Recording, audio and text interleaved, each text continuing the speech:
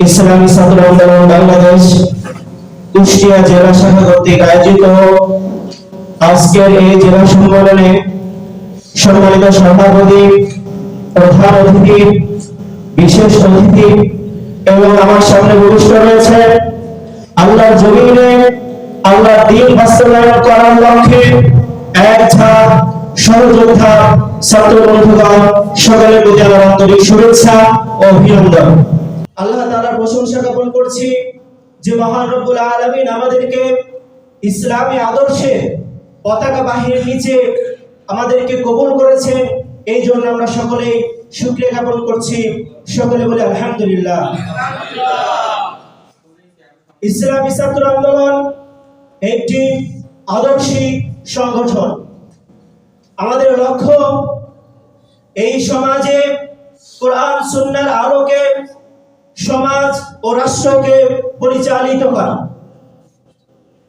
শিক্ষার্থীদের মাঝে তাদের নৈতিক চরিত্র, জ্ঞান গবেষণার প্রসার ও ইসলামী আন্দোলনের মাধ্যমে ন্যায় নীতি বাস্তবায়ন করা, এটাই হচ্ছে আমাদের লক্ষ্য উদ্দেশ্য। সম্মানিত উপস্থিতি, মরহুম শাইখ চরমানা রহমতুল্লাহি আলাইহি যখন দেখলেন আজ যারা ছাত্র এরাই ভবিষ্যতে নেতৃত্ব প্রদান করবে, আজ যারা ছাত্র এরাই হবে এই জাতির কর্ণধর, আজ যারা ছাত্র এরাই হবে এই জাতির রাহবার, তাই তিনি স্বপ্ন দেখতেন এই ছাত্র সমাজ যেন কোনো দ্বীনি সংগঠনের সাথে যুক্ত থাকে। তার এই চিন্তা চেতনা ও স্বপ্নকে বাস্তবে রূপ দেওয়ার লক্ষ্যে 1991 সালের 23 আগস্ট ইসলামী আন্দোলনের অঙ্গ সংগঠন ইসলামী ছাত্র আন্দোলন প্রতিষ্ঠা করেছিলেন। সম্মানিত সহযোদ্ধা বন্ধুগণ, বর্তমান সমাজের যুব সমাজগণ নানা প্রলোভন, ভ্রান্ত আকীদা, অপসংস্কৃতির ক্রমন্তরায় তারা আজকে অগ্রসরের শিকার হয়ে আছে। শুধু তাই নয়, আমরা শুধু এই ছাত্র জনতাকে নেতৃত্ব প্রদান করি না, বরং এই ছাত্র সমাজকে প্রত্যেকটি সমাজের জন্য আলোড়নকারী সমাজের জন্য একজন যোগ্য নেতৃত্ব যেন প্রদান করতে পারে এমন একজন ছাত্রকে আমরা তৈরি করি। সম্মানিত সহযোদ্ধা বন্ধুগণ, আমরা সকলেই জানি নির্বাহীন এই ছাত্র জনতার গণ অভ্যুত্থানের মধ্য দিয়ে দীর্ঘ 16 বছরের স্বৈরাচার সরকার, ভারতের 5টা গোলাম সরকারকে এই ছাত্র জনতার গণ অভ্যুত্থানের মধ্য দিয়ে এই বাংলার জমিন পালিয়ে যেতে বাধ্য করেছে, ঠিক কিনা? সংগ্রামী সহযোদ্ধা বন্ধুগণ, 5 আগস্টে আমাদের ছাত্র ভাইরা রক্তের সাগর বিলিয়ে দিয়ে এই দেশকে দ্বিতীয়বারের মতো আবার স্বাধীন করেছিল। কিন্তু আমরা কি দেখেছি? 5 আগস্টের পরে আমরা স্বৈরাচার সরকারকে পালিয়ে যেতে বাধ্য করেছি, পালিয়ে গিয়েছে, কিন্তু আমরা কেমন যেন আবার নতুন একটি স্বৈরাচার সরকারের আবির্ভাবের একটি গন্ধ পাচ্ছি, ঠিক কিনা? তারা আবারও চাঁদাবাজি, আবারও লুণ্ঠন, আবারও খুন, আবারও গুম, আবারও জুলুম অত্যাচার শুরু করে দিয়েছে, ঠিক কিনা?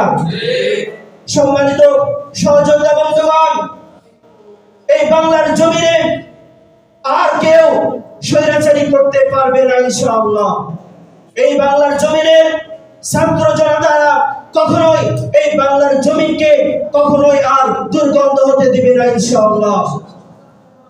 তাই বলতে চাই, আগামী দিনের বাংলাদেশ হবে মুক্তিকামী মানুষের বাংলাদেশ, আগামী দিনের বাংলাদেশ হবে স্বৈরাচার মুক্ত বাংলাদেশ, আগামী দিনের বাংলাদেশ হবে স্বাধীনতাকামী মানুষের বাংলাদেশ, আগামী দিনের বাংলাদেশ হবে মুক্তি মানুষের বাংলাদেশ, আগামী দিনের বাংলাদেশ হবে ইসলামী আন্দোলনের বাংলাদেশ, ঠিক কিনা?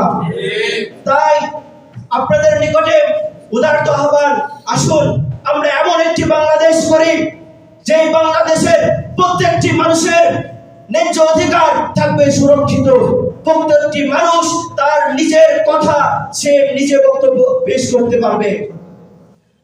সংগ্রামী সহযোদ্ধা বন্ধুগণ, আমরা যদি সকলে ঐক্যবদ্ধ হয়ে আল্লাহর জমিনে আল্লাহর দ্বীনকে বাস্তবায়ন করার লক্ষ্যে আমরা ঐক্যবদ্ধ হতে পারি, কোন স্বৈরাচার জালেম এই বাংলার জমিনে কখনোই স্থান পাবে না ইনশাআল্লাহ।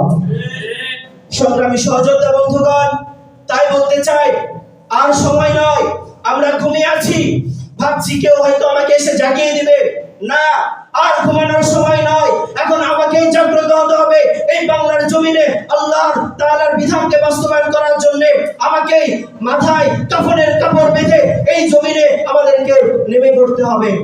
সংগ্রামী সহযোদ্ধা বন্ধুগণ, আমরা যদি সকলেই ঐক্যবদ্ধ হয়ে আমরা যদি দ্বীনকে প্রতিষ্ঠা করার জন্য আমরা সকলে কাজ করি, তাহলে ইনশাআল্লাহ একদিন এই বাংলার জমিনে আল্লাহ তাআলার বিধান, আল্লাহ তাআলার কোরআনের আইন বাস্তবায়ন হবে ইনশাআল্লাহ।